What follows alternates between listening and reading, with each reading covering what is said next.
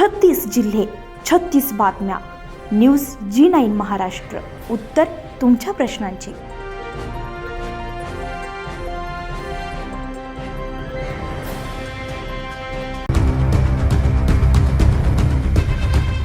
चंद्रपूर जिल्ह्यातील सावली वनपरिक्षेत्रामध्ये वाघाच्या मृत्यूची धक्कादायक घटना समोर आली आहे. मृत वाघाचे काही अवयव कुजलेल्या अवस्थेत आढळून आले आहेत. काही अवयव गायब असल्यानं वनविभागानं तात्काळ गुन्हा दाखल केला आहे. चंद्रपूर वनविभागाअंतर्गत सावली परिक्षेत्रातील पाथरी उपक्षेत्रातील राखीव वनकक्ष क्रमांक 298 मध्ये 23 मार्च रोजी वाघाच्या मृतदेहाचे काही अवयव कुजलेल्या अवस्थेमध्ये आढळून आलेत. तक्रार मिळताच वनविभागानं घटनास्थळी धाव घेत पाहणी केली आहे.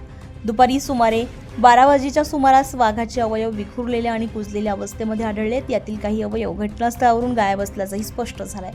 या प्रकरणी प्राथमिक गुन्हा दाखल करण्यात आला असून तपासासाठी विशेष पथके तयार करण्यात आली आहे. मुख्य वनसंरक्षक RM रामानुजम यांच्या मार्गदर्शनाखाली विभागीय वनाधिकारी राजन तलमले यांच्या नेतृत्वात तपास सुरू आहे. तसेच सहाय्यक वनसंरक्षक VS तरसे आणि वनपरिक्षेत्र अधिकारी विनोद धुर्वे यांची टीम तपास करते.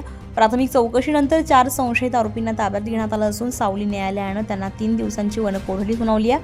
या प्रकरणाचा पुढील तपास सुरू असून सविस्तर अहवाल लवकरच प्रसिद्ध केला जाणार आहे. वाघाच्या मृत्यूमागील नेमकं कारण आणि अवयव गायब होण्यामागील सत्य काय याकडे सर्वांचंच लक्ष लागलंय, तर वनविभागाचा तपास निर्णायक ठरणार आहे.